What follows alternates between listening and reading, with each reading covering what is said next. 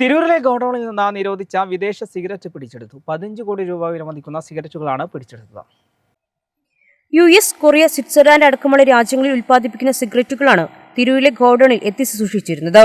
സംശയത്തെ തുടർന്ന് Kozhikode customs preventive സംഘം കഴിഞ്ഞ ദിവസങ്ങളിൽ അന്വേഷണം നടത്തിയിരുന്നു. തുടർന്നാണ് മിന്നൽ പരിശോധനയുണ്ടായത്.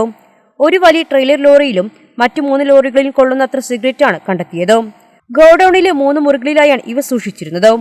കൊച്ചിയിൽ കടൽ മാർഗം എത്തിച്ച ഇവ കണ്ടെയ്നറുകളിൽ തിരൂരിൽ എത്തിച്ചതെന്നാണ് കരുതുന്നത്. ഇവിടെ നിന്ന് സംസ്ഥാനത്തിന്റെ പല ഭാഗങ്ങളിൽ എത്തിച്ച് വിൽപ്പന നടത്തുകയായിരുന്നു ലക്ഷ്യം.